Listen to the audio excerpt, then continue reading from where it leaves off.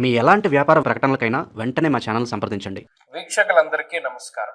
November మాసమందు మీ రాశి వారికి ఏ విధమైనటువంటి గ్రహస్థితి ఉన్నది? ముఖ్యంగా నవంబర్ మాసము చాలా కీలకమైనటువంటి మాసం.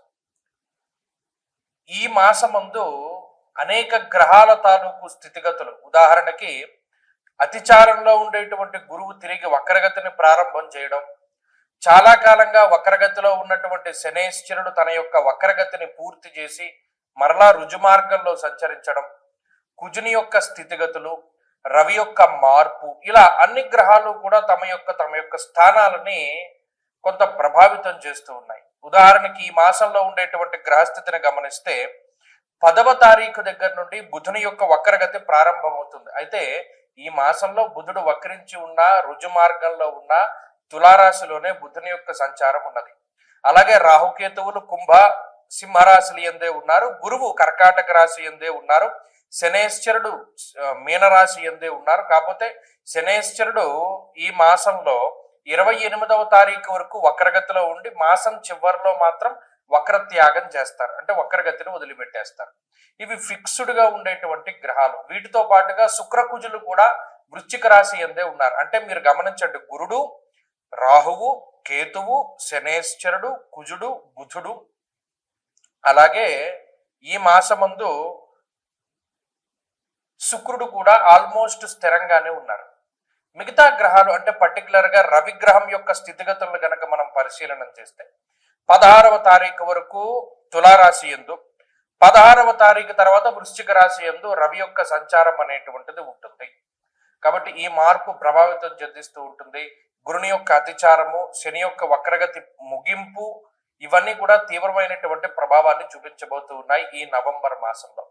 కాబట్టి ఇటువంటి గ్రహ సంచారాన్ని అనుసరించి మీ రాశి వారికి ఏ విధమైనటువంటి ఫలితాలు కలగబోతూ ఉన్నాయి అనేటువంటి విషయాన్ని చాలా క్లుప్తంగా ఈ వీడియోలో మనం తెలుసుకునేటువంటి ప్రయత్నం చేద్దాం. మేషరాశి వారికి ఉన్నటువంటి గ్రహగతులు నవంబర్ నెలలో ఉండేటువంటి ఫలితం మనం చెప్పడానికి వాటి యొక్క స్థితిగతులను పరిశీలన చేస్తే, శనేశ్వరుని యొక్క స్థితి ఏలినాటి శని, ఆయన ప్రతికూలమే.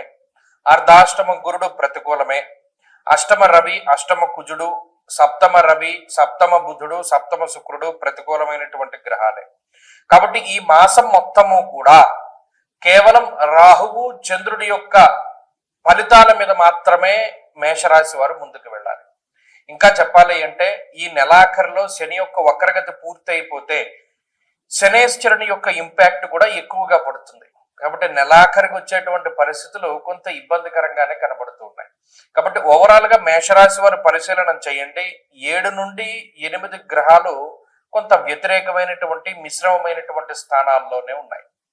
రాహు ఒక్కరు మాత్రమే లాభస్థానమందు యోగిస్తూ ఉన్నటువంటి గ్రహంగా ఈ రాశికి చెప్పుకోవచ్చును. కాబట్టి ఇది కొంత సెన్సిటివ్ గా ఉండేటువంటి మాసము.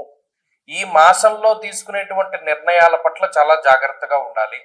ముఖ్యంగా సప్తమ స్థానమందు రవి, బుధుడు, శుక్రుడు, అష్టమ స్థానమందు కుజుడు, అష్టమ స్థానమందు శుక్రుడు, అర్ధాష్టమ గురుడు, వ్యయస్థాన స్థితి శనేశ్వరుడు. అంటే ఈ గ్రహస్థితి అంతా దేని మీద ఇంపాక్ట్ చూపెడుతోంది? కుటుంబ పరిస్థితులు. సామంత జన విద్వేష దారా పీడా సుతామయం అన్నది శాస్త్రం. కుటుంబ పరమైనటువంటి విషయాలు ఈ మాసంలో ఎక్కువ ప్రభావితాన్ని చూపించి మానసికంగా ఎక్కువ ఇబ్బంది పెట్టేటువంటి పరిస్థితులు ఉంటాయి. ఆర్థిక పరమైనటువంటి సమస్యలు రావడానికి ఈ గ్రహస్థితి కారణమవుతుంది. అంత కంఫర్టబుల్ లైఫ్ లీడ్ చేయడానికి ఇది అవకాశాన్ని ఇవ్వదు ఈ గ్రహస్థితి. ఎందుకంటే ఒక రాహు యొక్క బలం మీదే ఆధారపడి ఉన్నప్పుడు ఆర్థిక పరమైనటువంటి విషయాలు, గోవా జిగజ సంఘానం క్షీరాన్నాది సుభోజనం, ఏకాదశ స్థానముందు రాహు కొంత పరపతిని కొంత హోదాని ఇస్తాడు. అయితే ఆ పరపతిని హోదాని కాపాడుకోవడానికి కావలసినటువంటి క్యాడర్ గాని, తెలివితేటలు గాని, స్థితి గాని రాహు ఇవ్వడు. అంటే వాటన్నిటి కోసం మీరే కష్టపడాలి.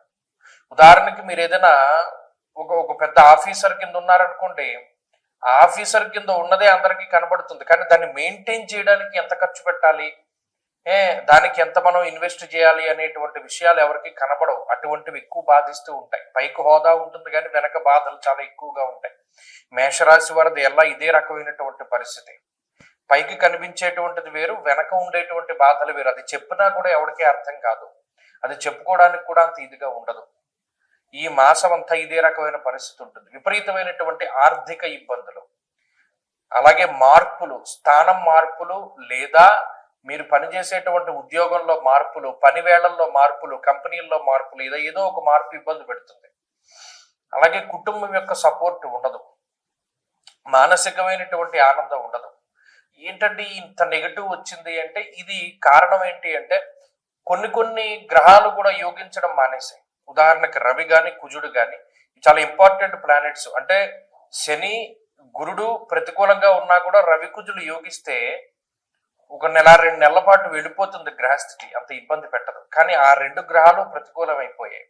సప్తమ అష్టమ స్థానాల్లో ఉన్నారు రవి కుజుడు, ఇద్దరు అష్టమంలోనే ఉన్నారు నెల 16వ తారీఖు దాటిపోతే. కాబట్టి మేషరాశి వారు ఒకటే గుర్తుపెట్టుకోండి, ఎంత చెడు చెప్తున్నాము అని అనుకోకండి. ఇది ఒక మార్గనిర్దేశకంగా భావించండి. ఈ మాసాన్ని చాలా సెన్సిటివ్ గానే స్వీకరించండి. ఈ మాసంలో చేసేటువంటి ప్రతి పనిని చాలా జాగ్రత్తగా చెయ్యండి. ఎవరి సలహాలు ఎవరి సూచనలు పాటించనక్కర్లా, మీకు మీరుగా మనసులో అనుకోండి. మీ గురువుల యొక్క దగ్గర ఆ విషయాన్ని విన్నవించండి, వారి యొక్క సలహా తీసుకోండి, తల్లిదండ్రుల యొక్క సలహా తీసుకోండి. వారు మీకు చక్కగా ఉన్నట్టు చెప్పగలుగుతారు. అలాగే మరి ఈ మాసంలో శనేశ్వరుడి యొక్క వక్రత్యాగము కూడా ఇబ్బంది పెడుతుంది కాబట్టి ఎక్కువ భగవదారాధన చేయండి. ఇది కార్తీక మాసం కాబట్టి ప్రతిరోజు అసలు ఈ గ్రహస్థితి నుండి పూర్తి స్థాయిలో బయటపడడానికి ప్రతిరోజు శివాలయానికి వెళ్ళి దీపం పెట్టండి. అది సాయంత్రం అయితే సాయంత్రం, పొద్దున్నైతే పొద్దున్న. ప్రతిరోజు శివుణ్ణి గనక చూడగలిగితే ఈ గ్రహస్థితి నుండి తేలిగ్గా మీరు బయటపడడానికి అవకాశం ఉంటుంది. ఈ ఆశ్వీజ కార్తీకాల్లో ముహూర్తాలు ఉంటాయి. ప్రత్యేకించి నవంబర్ నెలలో ఉండేటువంటి పెళ్లి ముహూర్తాలు అంటే నిజంగా కార్తీక మాసంలో ఉండేటువంటి పెళ్లి ముహూర్తాలు అత్యంత బలమైనటువంటి పెళ్లి ముహూర్తాలు, దాంట్లో ఏమాత్రం సందేహం లేదు. అయితే చాలా మంది నన్ను అంటే ఈ మధ్యకాలంలో నేను ఎక్కువ విన్నా, ఎందుకంటే ఇప్పుడు ఈ ఆగస్టు నెలలో పెళ్లి కుదుర్చుకుని అక్టోబర్ నవంబర్లో పెళ్లి చేసుకుందామండి, మా వాళ్ళేమో విదేశాల్లో ఉన్నారు, అక్కడ నుండి టికెట్లు బుక్ చేసుకోవాలి, మాకు ఎవరో చెప్పారండి కార్తీక మాసంలో పెళ్లి చేయకూడదుట, కార్తీక మాసంలో పెళ్లి చేస్తే చాలా ఇబ్బందిట, లేదు పెళ్లికేం దోషం లేదన్నారండి, కానీ శుభ కార్యక్రమం ఆ రోజు చేయకూడదు, అంటే గర్భాధానం ఇంకా చెప్పాలంటే ఫస్ట్ నైట్ లాంటివి చేయకూడదుటండి, అలా చేస్తే చాలా అరిస్ట్ అంటది. కార్తీక మాసం అంటే శుభ కార్యక్రమాలు అంటే మన పుణ్యమాసం కదా, మనం గుడ్డు తినం లేకపోతేనేమో నాన్ వెజ్ తినం మానేస్తాం, అలాంటిది మరి ఈ ఫస్ట్ నైట్లు అవన్నీ ఎలా చేస్తారండి, గర్భాధానాదులు ఎలా చేస్తారండి, అందుకనే కార్తీక మాసంలో పెళ్లి చేయకూడదని చెప్పారండి అన్న మాటలు నాకు ఈ మధ్యకాలంలో చాలా వినబడ్డాయి. విస్మయానికి గురయ్యాను నేను. ఏమిటిది ఇంత వ్యతిరేకమైన ప్రచారం కనబడుతోంది. ఇంకొక ప్రచారం కూడా కనబడింది, అది ఇంకో వీడియో చేద్దాం అనుకున్నాను కానీ దానికి అంత అవసరం లేదు. ఏమంటే పెద్దవాళ్ళు పైన ఉండాలి, చిన్నవాళ్ళు కింద ఉండాలి తండ్రి ఇంట్లోనూ. మా ఊర్లో అందరూ చెప్పుకుంటున్నారు పెద్దవాళ్ళు పైనే ఉండాలి, చిన్నవాళ్ళు కింద ఉండాలంటే, అలా లేకపోతే అరిష్టం జరుగుతుందిట అని. ఇదేంటమ్మా ఇలాంటి వింతపోకళ్ళు ఎక్కడి నుండి వస్తున్నాయి? మీకు ఒక చిన్న సూక్ష్మం చెప్తాను వినండి. ఇప్పుడు పెద్దవాళ్ళ భుజాల మీదకి ఎక్కి పిల్లలు ఆడుకుంటారు, అవునా కదా అని అడిగాను. అవునండి, పెద్దవాళ్ళ భుజాల మీద ఎక్కి చిన్నపిల్లలు ఆడుకుంటారు. అంటే అప్పుడు పెద్దవాళ్ళు ఎక్కడున్నారు? కింద ఉన్నారు. పిల్లలు ఎక్కడున్నారు? పైన ఉన్నారు. అంటే పెద్దవాళ్ళు కింద ఉండాలి, చిన్నవాళ్ళు పైన ఉండాలి. అంటే గ్రౌండ్ ఫ్లోర్లో తండ్రి గారు, పై ఫ్లోర్లో అన్నగారు, పై ఫ్లోర్లో తమ్ముడు, ఆ పై ఫ్లోర్లో అందరికన్నా చిన్న తమ్ముడు, అలా ఉండొచ్చు. ఇంకొక రకంగా అసలు ఈ శాస్త్రం ఎందుకు పెట్టారండి అంటే పెద్దవాళ్ళు వయసులో పెద్దవాళ్ళు కాబట్టి మెట్లెక్కి అన్ని ఫ్లోర్లు పైకి ఎక్కలేరు కాబట్టి వారు కిందే ఉంటారు. వచ్చిన వాళ్ళ గురించి వాళ్ళు ఆరా తీస్తూ ఉంటారు. పెద్దవాళ్ళు కాబట్టి అన్ని విషయాలు తెలుస్తాయని వాళ్ళని కింద పెట్టారు.